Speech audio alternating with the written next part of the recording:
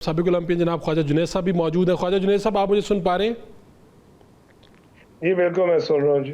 क्या हाल चाल है और कैसे, आपको पहले बहुत मुबारकबाद, किस तरह से देखते हैं अरशद नदीम को इस कामयाबी? बिल्कुल, मैं समझता हूँ कि ये एक इंतहाई बड़ी अचीवमेंट है। और आपको पता है कि पाकिस्तान तकरीबन 32 साल से कोई ओलंपिक्स में मेडल नहीं जीत पाया था। वही हॉकी का जो 92 में मेडल आया था, दैट वाज लास्ट मेडल जिसमें मैं खुद भी पार्टिसिपेट कर रहा था।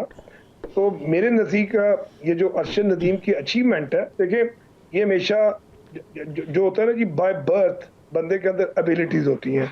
आज देखिए, अगर आप मैं भी गुफ्तगू सुन रहा था, तो मेरे नज़दीक जितने भी स्टार्स होते हैं इन द वर्ल्ड, वो लोग जो हैं, उनकी जो लाइफस्टाइल है वो कमोबेश इसी तरह के ही होते हैं। और डेफिनेटली, क्योंकि हम थर्ड वर्ल्ड में कंसिडर होते हैं, हमारे यहाँ कोई हाई परफॉर्मेंस सेंटर्स नहीं है, हमारे पास कोई टैलेंट आइडेंटिफिकेशन के कोई सिस्टम्स नहीं है। तो इन्हीं के ऊपर वर्क करना इस वक्त गवर्नमेंट की तरजीहात में शामिल है कि जो हमारा टैलेंट दूर दराज के इलाकों में, जिनके पास अपॉर्चुनिटी नहीं है, अवेयरनेस नहीं है, उनको इकट्ठा किया जाए। और इसके लिए अरशद नदीम ने अपना लोहा मनवा के पाकिस्तान के परचम को बुलंद करके ये पूरे नौजवानों को मैसेज दिया है कि अगर आप फोकस है, अगर आप हार्ड वर्किंग है, अगर आपके अंदर डिसिप्लिन है, तो आप दुनिया के किसी भी मुकाम को अचीव कर सकते हैं। तो ख्वाजा साहब, आपने खुद भी ये, आप जब वहाँ पर मौजूद थे, खुद कामयाबी हासिल की, अब तो कितनी साल गुजर गए इस बात को, आपके भी एक जज्बात एहसासात होंगे। तो आप क्या समझते हैं कि ये जो हुआ इतने सालों बाद, अरशद ने अकेले ने कर दिखाया, क्या देखते हैं उस वक्त, क्या एहसासात होते हैं वर्ल्ड चैम्पियन के? देखिए, मैं समझता हूँ कि जैसे अरशद की कार, अगर आप बॉडी लैंग्वेज देखें, उसका कॉन्फिडेंस देखें, उसका फोकस देखें, that was different among all the participants.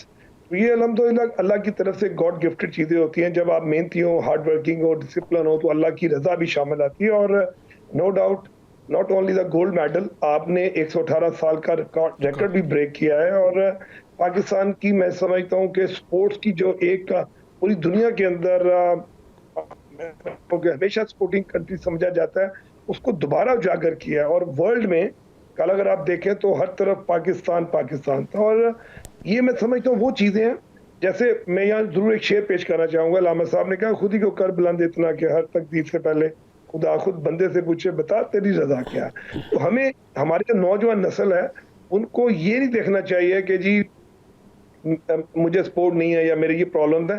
अगर उनके अंदर टैलेंट है, आइडेंटिफाई है, उनको मेहनत करनी चाहिए। अरशद को आप देखें, लास्ट 6 मंथ्स में वो इंजरी का भी शिकार रहा, वो उसमें कई इवेंट्स में गया, अभी डायमंड लीग में गया, नंबर 4 हुआ, लेकिन मतलब ही डिड हिज बेस्ट, वो कंटिन्यू करता रहा। और आज देखें कि वर्ल्ड चैंपियन होना, गोल्ड मेडलिस्ट होना, ये पूरी कौम के लिए फख्र है, नॉट ओनली फॉर हिम। ये मेडल पाकिस्तान ने जीता है। और ये वही बता सकता है जिसने ये लम्हात देखे हो कि जब ये मेडल जीते जाते हैं तो कौमें बनती हैं, जब ये मेडल जीते जाते हैं तो सोसाइटीज डेवलप होती हैं। आप यकीन करें कि इस मेडल की बिना पे हमारी जितनी नौजवान नस्ल है, उनको फोकस होना चाहिए कि कोई चीज़ मुश्किल नहीं है, कोई चीज़ नामुमकिन नहीं है। अगर हम राइट डायरेक्शन में मेहनत करें तो अल्हम्दुलिल्लाह हम कोई भी लेवल अचीव कर सकते हैं। तो ख्वाजा साहब, क्या अब ये वक्त नहीं आ गया कि जब हम किसी एक स्पोर्ट को छोड़ के जितनी भी स्पोर्ट्स हैं छोटी छोटी, अब देखें जेवलिन थ्रो है, पहले इसकी बिल्कुल कोई बाज़गत सुनाई नहीं देती थी, अब ये आज के दिन में ही ये हालात बदल गए हैं, बहुत से नौजवान अब इसमें भी आना चाहेंगे। इसके अलावा ओलंपिक्स में बेशुमार दर्जनों हैं, लेकिन किसी को प्लेयर्स का नाम नहीं पता। इवन हमारा जो नेशनल गेम है हॉकी, उसके भी अब वो स्टार्स जो हैं उस तरह से उनको तरजीह नहीं दी जाती बनिस्बत क्रिकेट और ये। तो क्या ये वक्त नहीं आ गया कि अब फोकस किया जाए इन स्पोर्ट्स के ऊपर? बिल्कुल, आपका बड़ा रेलिवेंट क्वेश्चन है और मैं बिल्कुल इसका एहतराम करता हूँ कि क्रिकेटर भी हमारे लिए काबिल एहतराम है। लेकिन क्रिकेटर जीतते हैं या हारते हैं, उनको हमेशा उनके जो फाइनेंसेस हैं वो दिए जाते हैं। बाकी किसी खेल में इस तरह नहीं है।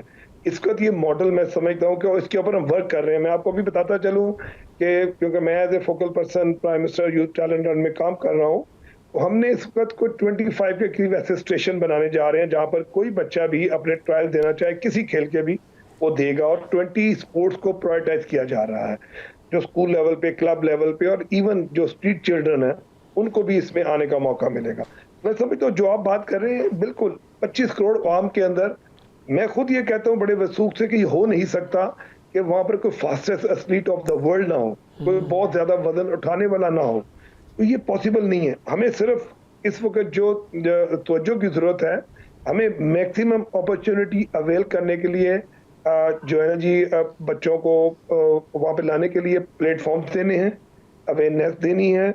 इसी तरह हमारी मेरे नज़दीक जो है जो हम प्लान कर रहे हैं वो हमारी डिविजनल अकेडमीज होंगी पूरे पाकिस्तान में, प्रोविंशियल अकेडमीज होंगी एंड देन हाई परफॉर्मेंस जो सेंटर्स हैं वो तमाम हमारे जो प्रोविंशियल कैपिटल्स हैं उनमें होंगे। यही वो चीज़ है मैं समझता हूँ जो मिसिंग है। जब आपके पास प्लेटफॉर्म्स होंगे चलिए। तो कोई बच्चा भी आके ठीक कुछ भी है, खेलना चाहे बिल्कुल वो खेल ऐसे ही। सकता है। ख्वाजा साहब बहुत शुक्रिया आपका।